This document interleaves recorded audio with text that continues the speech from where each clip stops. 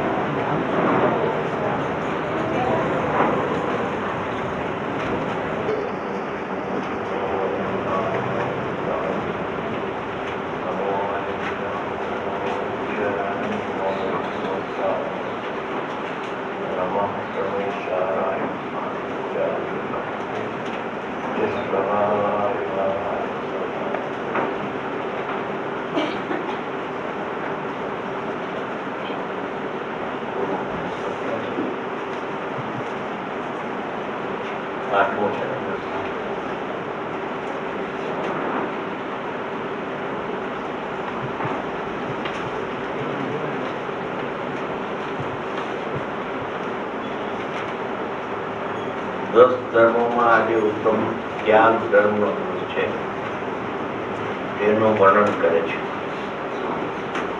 સમ્યક પ્રકારે શુદ્ધનું વ્યાખ્યાન કરવું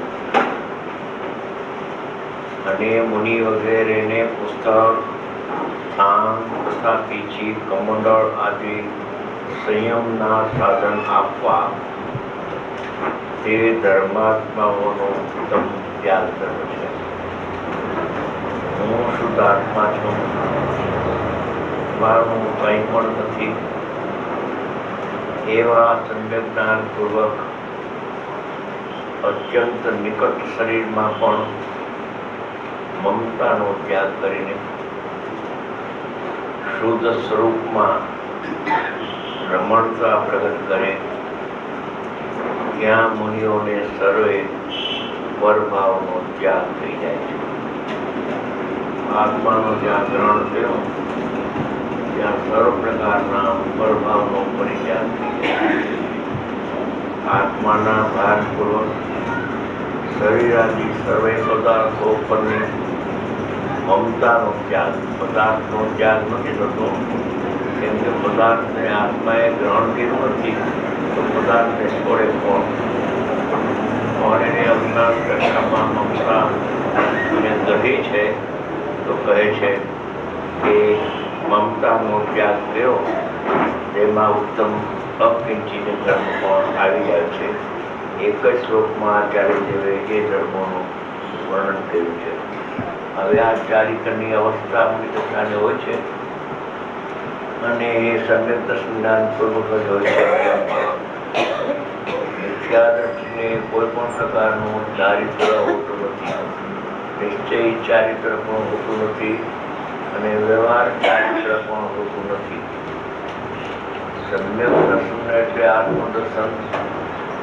જેવો પોતાનો શુદ્ધાત્મા છે તેને અંતરમાં જઈને એનો અનુભવ કરવો પ્રત્યક્ષ અને આનંદનો જ્યારે સ્વાદ આવે ત્યારે તેને સમ્યક દર્શન થયું કહેવામાં આવે છે. સમ્યક દર્શન તો આત્માની પ્રતીતિ રૂપ છે और એ પ્રતીતિ થઈ આત્માની મને એ ખબર કેમ પડે કે પોતાને અનંતકાળથી નહીં આવેલો એવો અતિન્દ્રિય આનંદનો, અતિન્દ્રિય સુખનો પોતાને પ્રત્યક્ષ સ્વાદ આવે છે. એ જ્ઞાન પ્રદેશને જાણતું દેખતું નથી પણ વેદન પ્રત્યક્ષ છે. આનંદ વેદાય છે પોતાને. ભવનો અંત આવી ગયો એ કોઈને પૂછવા જતો નથી હવે કે સમ્યક દર્શન થયું કે નહીં, ક્યારે થશે, થઈ ગયું, એની પ્રતીતિનો અનુભવ થઈ ગયો. એવી સમ્યક દર્શનની પર્યાય અલૌકિક છે. અનંતકાળ થયા સમ્યક દર્શન વિના આત્મા અનંત દુઃખને ભોગવી રહ્યો છે. શ્રીમતીનું વાક્ય છે કે સમ્યક દર્શન વિના અનંત આત્માઓ અનંત અને ભોગવે છે. પણ જ્યારે સમ્યક દર્શનની પ્રાપ્તિને થાય છે ત્યારે પોતે દુઃખથી મુકાઈ જાય છે અને દુઃખથી મુકાવાનો માર્ગ પોતાને મળે છે ત્યારે કોઈને બીજાને ઉપદેશ આપવાનો ભાવ પણ આવે છે. બધા ઉપદેશ આપે એવો નિયમ નથી. કેટલાક તો દીક્ષા અંગીકાર કરી જંગલમાં ચાલ્યા જાય છે, એકાંત સાધના કરીને મોક્ષ જ્ઞાનની પ્રાપ્તિ કરે છે. કોઈ જીવને એ પ્રકારનો ભાવ આવે છે કે હું સુખી થયો, સુખનો માર્ગ મને મળ્યો, બીજા પણ સુખી થાય એવી ભાવનાથી શાસ્ત્ર પણ લખે કોઈ અને કોઈ પ્રવચનો પણ આપતા હોય છે. એવું સમ્યક દર્શનની પ્રાપ્તિના ઉપાયમાં એક મોટામાં મોટું બાધક તત્વ છે કે એ જીવના ખ્યાલમાં આવતું નથી કે આ એક બાધક તત્વ છે.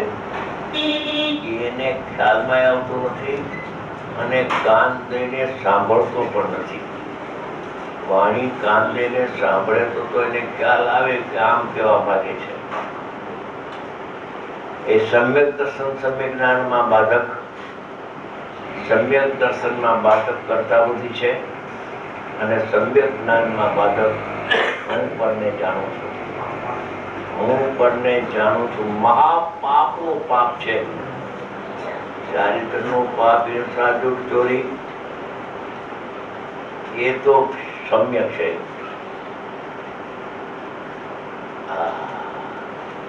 સમ્યક દ્રષ્ટિને પણ એવા જ્યાં સુધી ચારિત્ર અંગીકાર ન કરે ત્યાં સુધી 5 મહાવ્રત રૂપે પરમેની નિશ્ચય વારે ત્યાં સુધી એને આવા હિંસા આદિના 5 પ્રકારના પાપના ભાવ એની દશામાં ઈચ્છા વિના, કરતા વિના રહ્યા કરે છે, અવાયોગ રહ્યા કરે છે.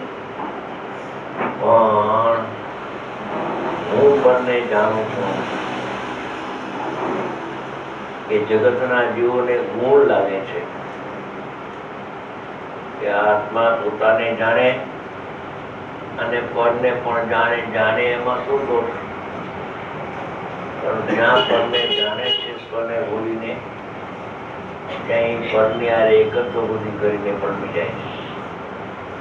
મહાપાપ છે પરને જાણવું અને સ્વને જાણવું. મહાપુણ્ય નથી પણ ધર્મ છે. સ્વને અનુભવ કરવો, જાણનારને જાણવો, એમાં ભવનું અંતર. બસ એટલું જ કરવાનું છે. હું પરને જાણતો નથી એવો જ્યાં ભાવ આવ્યો ત્યાં સ્વ જણાઈ જાય છે. એટલી જ વારમાં સ્વ જણાઈ જાય છે. જાજો વખત એમાં લાગતો નથી. હું પરને જાણતો નથી, મને તો જાણનારો જણાય છે. સંતોનો આ ટંકુ મહામંત્ર છે, આમાં છે જાણનારો જણાય છે. જાણનારો જાણનારને જાણે નહીં, ના પાડે તોય જણાય એવી કોઈની ઉદારતા છે. એ જણાયા જ કરે છે જ્ઞાનમાં પોતાને વાળતો પડતો, પણ એનો સ્વીકાર ન કરતા હું પરને જાણું છું. મિથ્યા દર્શન, મિથ્યા જ્ઞાન. મિથ્યા જ્ઞાન થયો એટલે મિથ્યા દર્શન સાથે આવી જ્ઞાનનો દોષ છે. એ જ્ઞાનનો ગુણથી પરને જાણવું, પણ પરને જાણવું એ જ્ઞાનનો દોષ છે. અને જ્ઞાનનો દોષ જ્યાં થાય ત્યાં શ્રદ્ધાનો દોષ સાથે વિના ભાવ રૂપે હોય છે. એવી એક રસ ગાથા છે સમયસારમાં.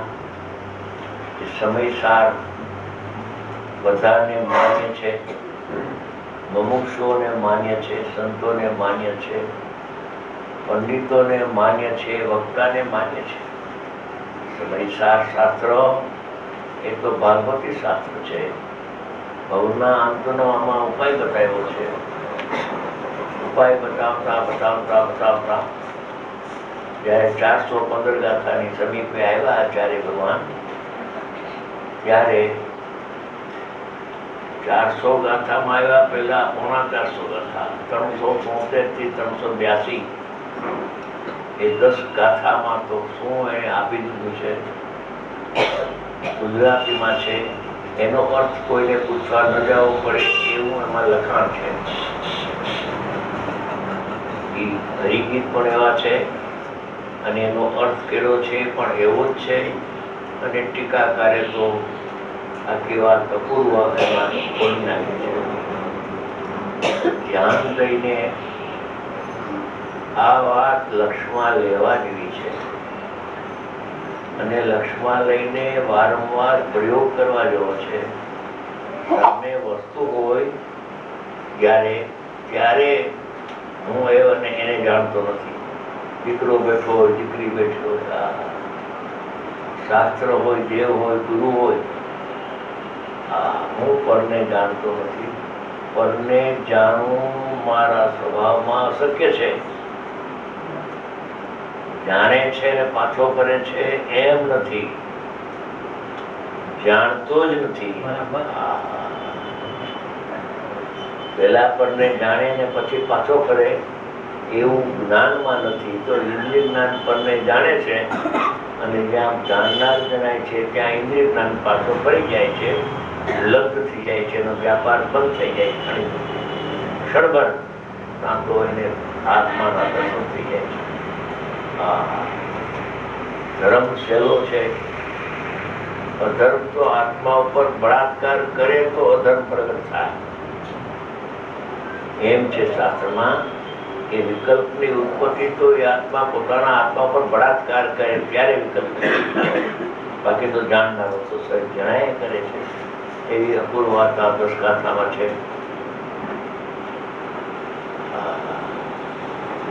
શું જંગલમાં તાલપત્રો પર 2000 વર્ષ પહેલા લખીને આપણા ઉપર ઉપકાર કર્યો છે. અને જયારે 373 થી 82 ગાથા તમે બધા વાંચો, સ્વાધ્યાય કરો, ટાઈમ મળે તો, ટાઈમ ન મળે ને પૂરું થાય તો તમે જાણો. એના ઉપર જયારે તમે વાંચો ત્યારે તમારું નામ લખેલું છે.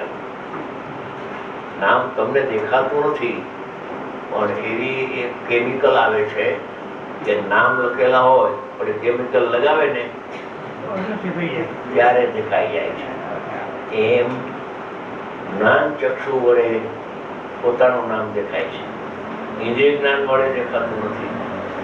અથવા તીવ્ર રુચિ વાળાને પોતાનું નામ ઝાંખું દેખાય છે. પેલા આ તો મારા ઉપર પત્ર આવ્યો છે, આ ધર્મપિતાએ મને પત્ર લખ્યો છે, જે વાંચે એનું નામ પર લખવું. હે ભવ્યાત્મા, તારા હિતની વાત હું લખતો જાઉં છું. હું તો જાઉં છું અને જતા જતા એકાવતારીમાં તો મોક્ષમાં લઈ જાય છે. પાછો તો અહીંયા આવવાનો નથી. તમે દુઃખી છો મને ખબર છે. મને જરા કરુણા આવી ગઈ છે. 3 કસાયનો તો ભાવ થયો છે. એક ચોપડી સંકલ્પની બાકી છે. 6ઠે સ્થાને એક કરુણાનો ભાવ આવે છે.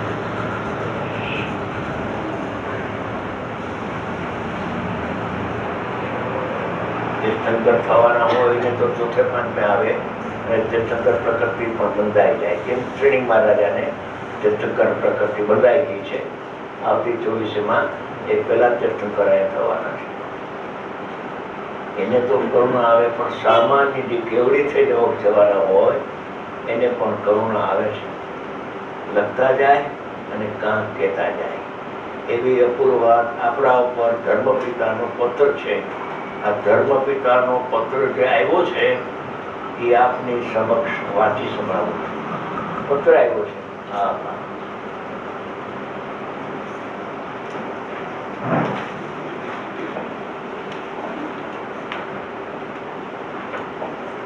કોઈની હારે ચર્ચા કરવા જેવી વાત નથી.